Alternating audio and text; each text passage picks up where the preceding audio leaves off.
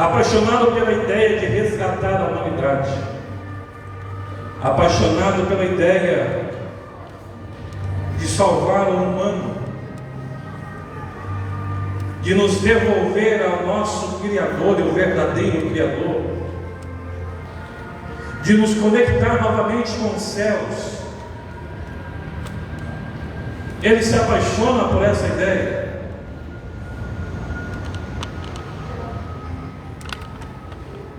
Isaías escreve, não um pouco, mas muito disso, porque quando há uma pergunta dizendo a quem enviarei e quem há de ir por nós,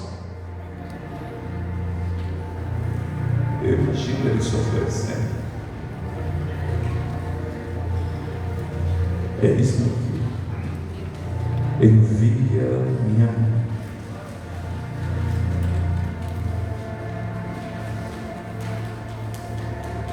É fácil compreender como humano a concepção de uma criança e o seu nascimento. Difícil é compreender um Deus que abre mão da sua glória. E Paulo vai dizer que ele esvaziou-se de si mesmo, criando a tese da kenose a ser discutida pelos teólogos. Abre mão da sua glória, abre mão do seu poder, porque o pai perguntou, ou disse a ele, tetelestai. Essa palavra tem três funções na vida de alguém, na cultura hebraica. A primeira é a missão dada ao filho. Quando o filho recebia essa missão, e que ele ia e cumpria toda a missão, ele se apresentava ao pai e dizia, tetelestai, está consumado. Quando alguém financiava uma casa, imagina aí quem tem na Caixa Econômica um financiamento, está pagando para a glória de Deus, Deus que prepara essas bênçãos também. E aí quando quita o financiamento, a pessoa levava o contrato e era um carimbo que ela recebia, dizendo, tetelestai, está pago.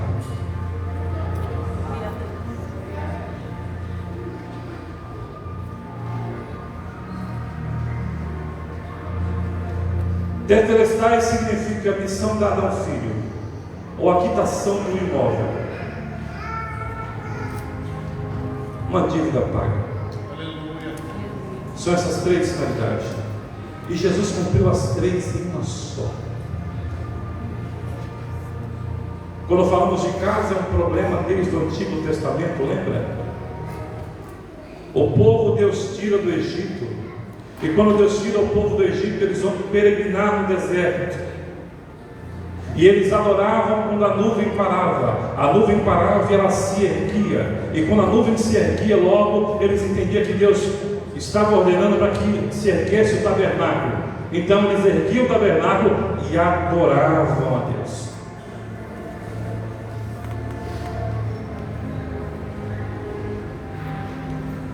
Quando eles saíram do Egito, eles ficaram com dificuldade, porque lá no Egito, apesar da idolatria, eles tinham um templo fixo. Já no deserto, o templo é móvel, e os anos foram passando, até que Deus levanta alguém segundo o seu coração. Não que era perfeito, não, nada disso. Ele não era perfeito. Davi cometeu pecados hediondos, mas Deus falou que era segundo o seu coração, porque ele tinha capacidade de sentir o que Deus estava sentindo. Aleluia. É mais ou menos assim, para os dias de hoje. Você está em casa e o Senhor ministra no seu coração. Vai lá na casa da irmã tal, leva um café para ela, para vocês tomarem juntas.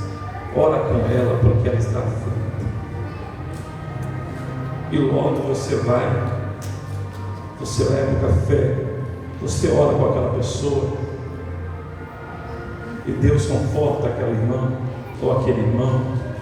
Isso é ser segundo o coração de Deus, é ter a capacidade de sentir o que Deus está sentindo. E Davi então diz um dia: o Senhor mora no palácio, mas meu Deus mora numa tenda. Eu preciso resolver esse problema inteiro. Intenta construir um templo para Deus. Deus diz: não, Davi, não é você. Não é você, Davi. Por que, Deus? Porque você não tem um bom testemunho. Das suas mãos se derramaram muito sangue. Mas para você não ficar triste, eu levanto alguém da sua descendência para que construa uma casa para mim. E Deus levantou Salomão. E Salomão vai colocar em prática o projeto do pai. Davi ofertou, Salomão construiu. E Deus gostou tanto da casa que ele fez uma promessa: Salomão, toda oração feita nesse lugar, eu ouvirei. Olha que promessa extraordinária. Segura um pouquinho, eu continuo falando dessa casa. Mas vamos lembrar de Daniel. Daniel estava na Babilônia e servia no palácio, e ele tinha a liberdade de escolher o quarto que iria ficar. E eu não quero aqui criar nenhuma fala herégica na pregação, só apenas um pensamento. Mas imagina os irmãos, ele tinha essa autoridade, esse respeito. E a Bíblia diz que ele vai para um quarto aonde a janela era virada para Jerusalém. Era virada na direção do templo, porque ele sabia da promessa que Deus havia feito muito tempo antes, no ministério de Salomão: toda oração feita neste lugar, eu ouvirei. Então logo Daniel entendeu que ele não precisava ver, mas bastava ele entender que ele estava na direção certa. Porque às vezes nós não estamos vendo, mas se nós tivermos a certeza que nós estamos na direção certa, certamente Deus nos ajudará, a mão dele será conosco. E vai dar certo, apesar da aflição, apesar da cova dos leões, apesar dos desafios que a vida nos propõe, vai dar certo, porque apesar de não estar vendo, nós estamos na direção certa. Aleluia! Você acredita nessa noite que você está na direção de Deus? Mesmo? Aleluia! Então adora o nome de Jesus.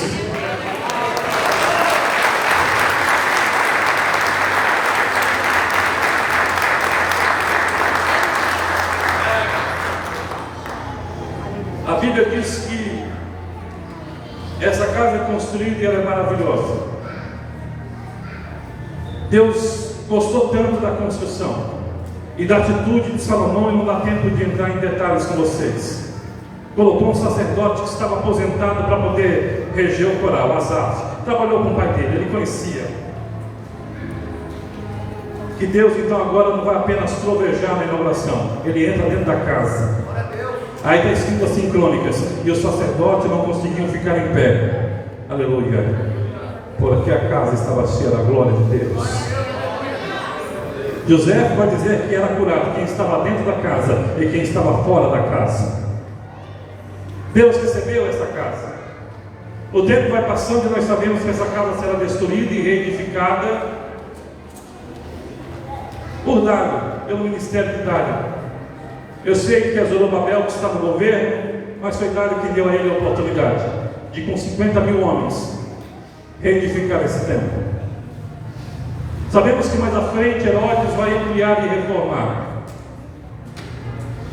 Mas aí teve um dia que Jesus, na sua missão, no tetelestai dele,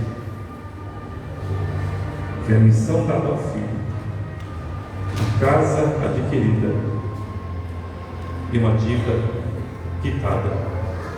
Ele olha para o tempo, ele está dizendo: está dentro do meu projeto, está dentro do meu tetelestai. Deixa eu interromper a pregação. Pois não, Senhor, sobre o que o Senhor vai pregar agora? Não, eu quero dizer para vocês uma profecia. Eu vou derribar esse templo, em 3 dias vou reedificá-lo. Alguém para o culto? Senhor, só um minuto, por gentileza. Com respeito da palavra, o Senhor estava pregando tão bem, eu estava sentindo alegria, a sua palavra ardia no meu coração. Mas agora o Senhor diz para a gente que vai em 3 dias edificar um templo que só para ampliar e reformar levaram-se 46 anos. Eles não entenderam que Jesus não estava dizendo desse templo físico. Jesus está falando de uma outra casa. Você quer conhecer a casa de que ele estava falando? Glória a Deus, aleluia! É só olhar para o lado. Aleluia. Era dessa casa que ele estava falando. Eu preciso apenas de 3 dias. Aleluia! Eu só preciso de 3 dias. Davi ofertou, Salomão construiu. Ciro quis, não conseguiu, morreu antes. Mais tarde ofertou. Na liderança de Zorobabel foi reedificado. Herodes ofertou, foi ampliado e reformado. Aí Jesus tem agora a vez da minha oferta. Glória a Deus! 3 dias eu preciso. Eu só preciso apenas de 3 dias para reedificar. Glória a Deus! Eu vou derribar essa casa. Olha que desconstrução psíquica, irmãos. Por gentileza, eu preciso ser breve. Mas olha aqui, se coloca no lugar deles. Talvez Deus seria o que primeiro falasse: como assim 3 dias? Ficou doido, né? Como é triste quando nós não entendemos o que Jesus está falando conosco. Aí, por causa dessa murmuração, porque tem consequência, eu sei, tem consequência. Repita comigo: o ser humano é senhor do que pensa, mas escravo do que fala. Entendeu? Verbalizou o pensamento, você está preso à palavra. E aonde você for, essa palavra vai te seguir. Nós somos escravos daquilo que falamos. Isso nos traz consequências. E trouxe. Jesus olhou para o tempo assim: eu não estava falando desse tempo, mas já que vocês estão pensando aqui nesse tempo, então deixa eu profetizar algo. Não ficará pedra sobre pedra que não seja derribada. Meu Deus! Acabou. Se é disso que vocês estão falando, não vai ficar pedra sobre pedra. Aí no ano 70 depois de Cristo,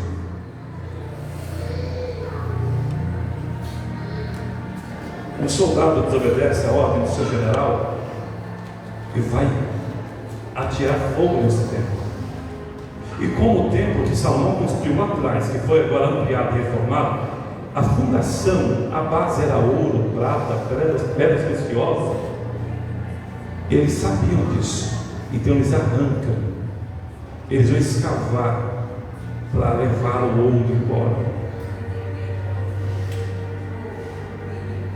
Mas de que casa Jesus estava falando? De uma casa diferente, de um templo móvel, porque começou depois do Egito no templo móvel. Deus decidiu voltar para o templo móvel. O altar antes era no templo. Agora Deus quer transferir esse altar, quer colocar dentro desse templo. Aleluia. O fogo que queimava no altar, que era fora, agora vai queimar nesse altar que é dentro. O fogo que caía, lembra de Deus orando? Se o Deus verdadeiro vai responder com fogo. E aí ele ora, e o fogo desce, e Deus consome o holocausto, a oferta, até as rochas. O fogo agora que caía fora, agora vai cair dentro. É por isso que você sente essa chama queimar na sua alma, arder no seu coração, essa vontade de falar que Jesus é bom, que Ele salva, que Ele cura, que Ele liberta. Ah, pastor, mas eu não sei falar isso. O Espírito Santo nos ensina, Ele nos ajuda. Essa chama que arde dentro da igreja, porque Jesus decidiu morar em nós. Glória a Deus! Mas para isso Ele padeceu, Ele foi torturado,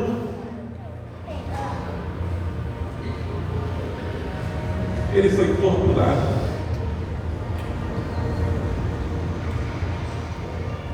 Como ele já sabia o que iria passar, quando ele vai orar, irmãos, ele vai enfermar na oração, ele fica enfermo. Se eu errar aqui, Clarice, você me ajuda a ser enfermeiro. Tem outras também aqui. Ele está orando e ele vê a cruz. Ele vê as pessoas para quem ele multiplicou o pão cuspindo nele. Ele vê as pessoas para quem ele curou, gritando, crucificam, esmurrando ele. Então a sua pressão arterial vai começar a subir. É a sistólica e diastólica, é isso mesmo, né? Estou no caminho. Vai subir pressão arterial. Vou te explicar como isso é verdade. A pressão dele está lá em cima. E quando a pressão sobe muito, irmão, a pessoa está em risco de ter um acidente vascular cerebral, um AVC. Mas Jesus não podia morrer de AVC, irmãos, porque Deus não recebe sacrifício com defeito, e Ele é o Cordeiro perfeito de Deus. Ele não podia morrer de AVC, ele não podia morrer de infarto fulminante, ele não podia ter um DPOC, é isso mesmo, né? Quando a veia se rompe e encharca o pulmão de sangue. Ele não podia ter um DPOC porque a pressão estava lá em cima.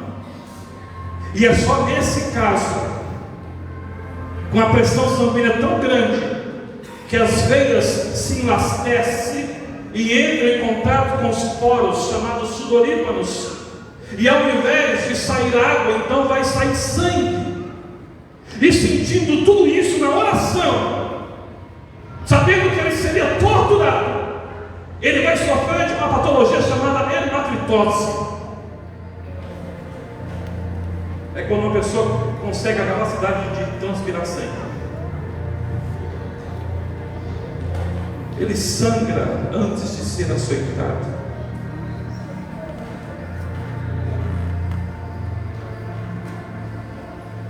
Ele sangrou na oração.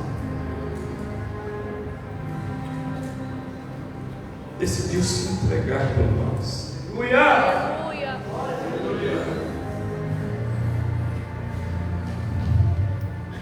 Ô pastores, Jesus não fazia questão de se destacar dos seus discípulos. Eles eram tão iguais que era difícil identificar quem era Jesus. Aí o traidor vai ter que dizer o seguinte: olha, aquele que eu beijar, este é Jesus. E mesmo sabendo que seria um beijo de traição, ele não rejeitou, irmãos. Ele permitiu ser beijado, mesmo sabendo que seria traído através desse gesto, que aparentemente seria um carinho. Ele permitiu ser beijado.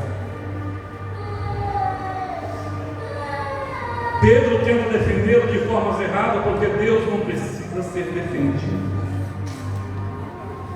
Nós temos que pregar o Evangelho, ele não é nosso, ele é de Deus. Glória a Deus, aleluia. O Evangelho não é nosso, irmãos, ele é de Deus. Ele é lâmpada para nossos pés e luz para o nosso caminho, é a palavra de Deus. Pedro tentou defendê-lo e ele, Jesus, não, Pedro, não é assim não.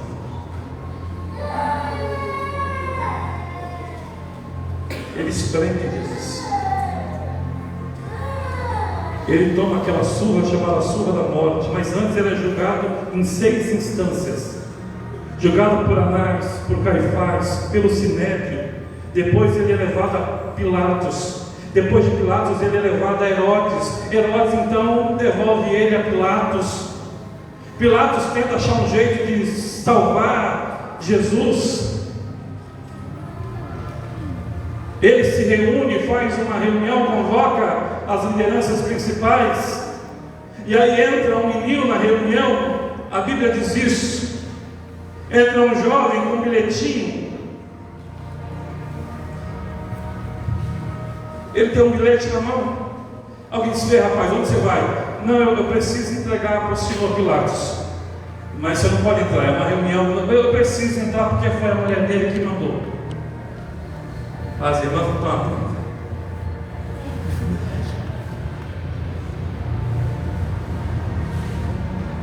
Ah, foi a irmã Cláudia? Foi a dona Cláudia. Então tá, pode entrar. Mas ó, entrega o bilhete e sai. Ele entra, pede licença. Eu imagino a cena, o moço entrando. Meu senhor, sua esposa. Pilatos está na reunião. Com licença, senhores. Um momento, por favor. Minha esposa me escrevendo. Senhor, está escrito aí, não? Coisa de marido e mulher. Não entre na causa desse homem, porque ele é justo. Pois num sonho, muito sofri por causa dele.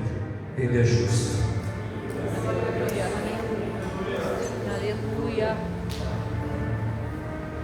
Estamos ao vivo no Brasil, não estamos?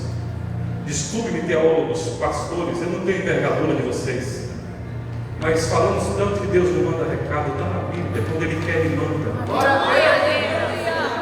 Quando Ele quer, Ele usa quem Ele quer. Ele usa um menino com bilhete.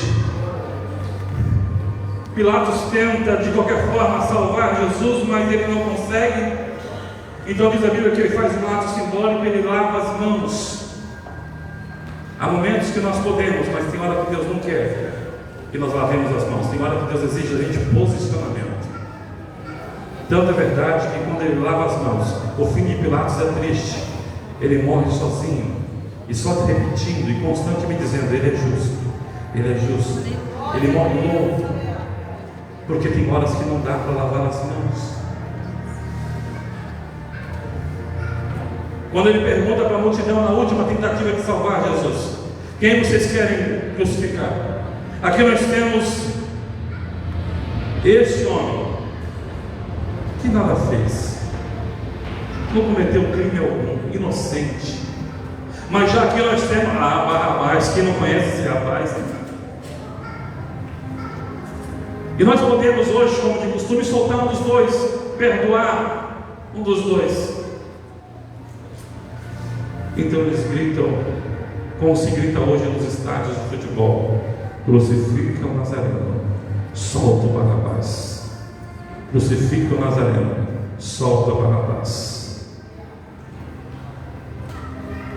Ele foi torturado, a Bíblia diz que ele foi moído pelas nossas transgressões.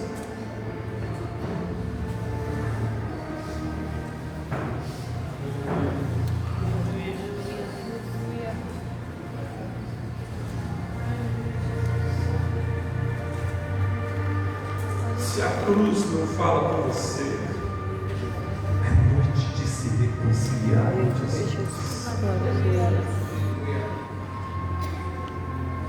Se não consigo mais sentir o quanto o Mestre sofreu para que hoje estivéssemos aqui bem, felizes, arrumados, cheirosos, bonitos, é porque Ele sofreu.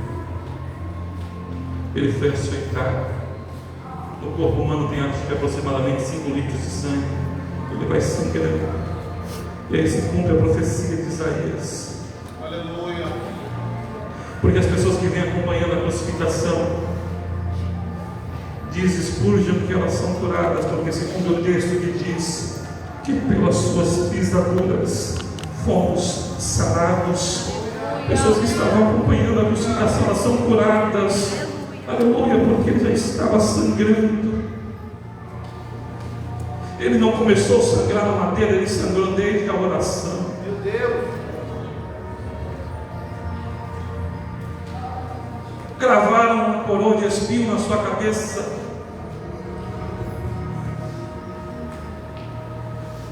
Pregaram numa cruz. Alguém diz assim: se tu és o Filho de Deus, salva-te a ti mesmo e a nós. Em silêncio estava, em silêncio ficou.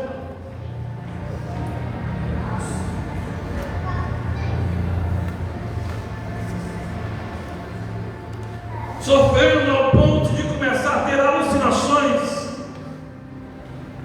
Ele olha e vê o Pai de costas para ele.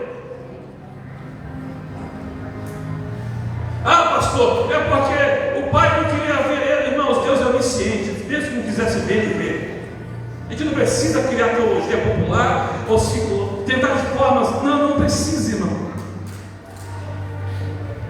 Jesus está sofrendo tanto que ele está tendo delírio. Ele olha para o céu e vê o Pai de costa. Eli, lama sabachthani, Deus meu, por que me desamparaste? Ele está clamando por Elias, alguém disse.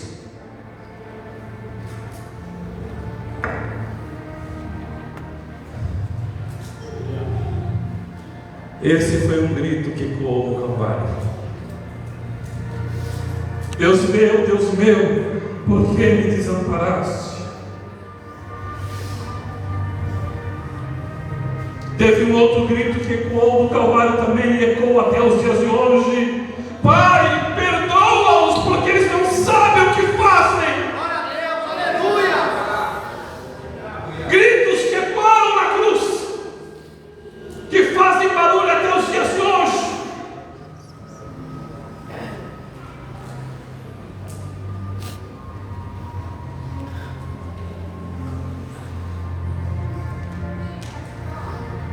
Então ele dá o último grito na cruz. Tetelestai. Eu cumpri a missão que me foi dada. Eu comprei a casa que eu preguei lá. Aquele culto. Eu vou ir para esse templo e vou edificar um novo. Eu comprei a casa nova. Tetelestai. Eu paguei a dívida. Em Cristo não devemos mais nada, mas é preciso estar em Cristo.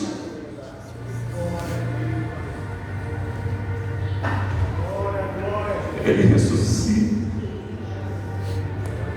Ele ressuscita. O terceiro dia ele ressuscita. Aleluia. Ele aparece aproximadamente a 500 pessoas e diz ficar em Jerusalém. Até que do alto sejais revestidos de poder. Por quê? Porque sozinhos vocês não vão tocar ninguém. Sozinhos vocês não vão impactar ninguém. Porque sem mim nada podereis fazer. Mas fiquem em Jerusalém. Porque vocês vão precisar de requisitos. Qual deles? Vocês vão precisar de poder para testificar. Repita comigo: poder para testificar. Nós precisamos testificar com unção, mas precisamos pregar com unção, precisamos ensinar com unção, precisamos andar na unção, precisamos pedir para Deus ungir os nossos pensamentos. Ficar em Jerusalém. Por que, Senhor? Porque eu cumpri a missão. Eu comprei uma casa nova. Ela vai ser inaugurada. Aleluia. Glórias ao nome de Jesus. A Bíblia diz que e de repente veio do céu um som veemente, impetuoso, como de um vento, e todos os que estavam assentados, aleluia, foram cheios do Espírito Santo, aleluia. Eles receberam a virtude do Espírito Santo. Se nessa noite você quiser a virtude do Espírito Santo, o nosso Deus está aqui esta noite. Ele está pronto para nos remir, Ele está pronto para nos perdoar, e Ele está pronto para nos dar poder esta noite para testificar do seu Evangelho. Não vá sozinho, não pregue sozinho, não cante sozinha. Busque a virtude do Espírito Santo.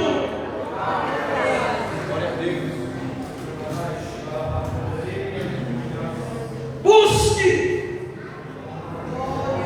Custa caro. A salvação pode ser pela graça, mas escute uma coisa: a unção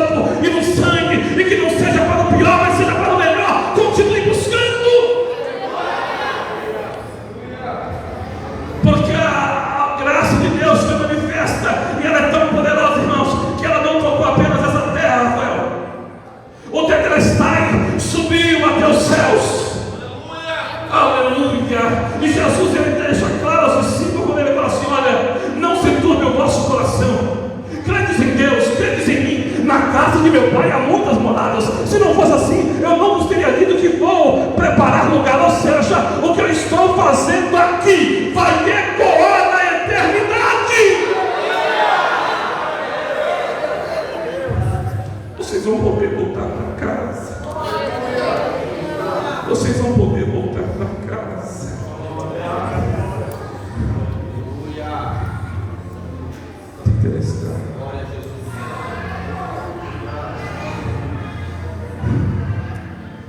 Eu sei que tem muita gente para Jesus salvar ainda.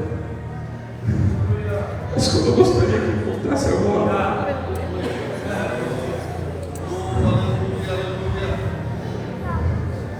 A igreja tem uma missão que ele deu. Nós recebemos uma missão. Fiquei tão feliz de ver os nossos jovens no monte orando, aleluia, buscando a presença de Deus, aleluia. Nós somos de uma geração que não dá para gritar maranata, não dá ainda, irmão. Como dizia um pastor brincando em sala de aula com a gente, para melhorar, para piorar tem que melhorar muito. Ainda não dá. Porque é uma igreja que não perdoa, é uma igreja que não visita. E tão feliz, irmã Maria Mendes, vir para o culto hoje. É nossa matriarca, vai completar 97 anos. Obrigado, João.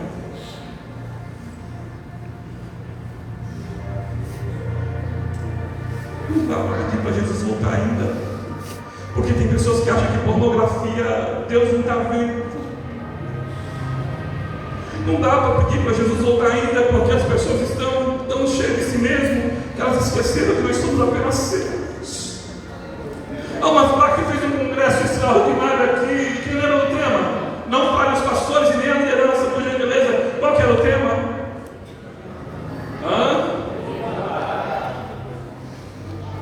Alguns esqueceram. Quando pecamos, nós esquecemos que Ele voltará. Quando negamos, nós esquecemos que Ele está voltando. E como que eu nego Jesus, pastor? Quando você troca o culto de adoração por uma atividade qualquer. Eu não posso ir hoje não, por quê? Porque o Corinthians vai jogar, pastor. Ô irmão, se tu ficar assistindo o Sucelinha, ele vai ganhar do mesmo jeito. Ou perder. Para ninguém achar que estou profetizando. A gente troca Jesus por coisas tão banais. E não dá para gritar agora, Maranata. Não dá, Matheus. Meu Deus. Ainda não dá. É por isso que nós estamos aqui essa noite. Ontem teve o culto da gratidão. Hoje eu gostaria de chamar vocês para a ceia do arrependimento. É aos pés da cruz. É aos pés da cruz. Sem renúncia não tem salvação. Distúrbio, senhores, pela informação. Sem renúncia não tem salvação. Não tem. A Bíblia diz que a única coisa que nos separa de Deus é o pecado. Então eu vou te dar a oportunidade, eu não, o Espírito Santo, para você se arrepender do fundo da sua alma, antes de pegar o pão e antes de tomar o cálice. Eu quero perguntar, já pedindo aos oficiais que se posicionem, se tem alguém que ouvindo essa palavra gostaria de se reconciliar com Jesus. Porque é esse Jesus que nós pregamos. Esse é o Evangelho de Deus. Esse é o Evangelho que salva. É o Evangelho da renúncia, da crucificação. Tem alguém que gostaria de voltar para Jesus essa noite? Renovar sua aliança com Deus? Dá um sinal, eu quero dar para você. Aqui tem uma alma, vem, filho. Vem para frente. Tem alguém nessa noite que quer receber Jesus? Pastor, mas eu já tenho Jesus, eu sei, mas aquele que me confessar perante os homens, eu confessarei diante do Pai. Escreverei o seu nome no livro da vida, de onde não será tirado. Quando nós tomamos essa atitude, nós tomamos essa decisão de levantar as nossas mãos cansadas a Jesus, Ele faz conosco uma aliança. Aleluia. Tem mais alguém nessa noite? Eu preciso encerrar esse momento e já entrar na cerimônia da ceia. Há mais alguém nessa noite? Tem mais alguém? Olha aí, Gibrac. O Renato é Gibrac. Vocês estão orando, né? Está casando um monte, mas Deus está mandando um monte. Vocês cuidam. Vamos orar pelo Renato? Ele está renovando a aliança, né? É isso mesmo. Não, filho. Toda a rebeldia que tinha acabou. Acabou aqui hoje. Acabou na mensagem.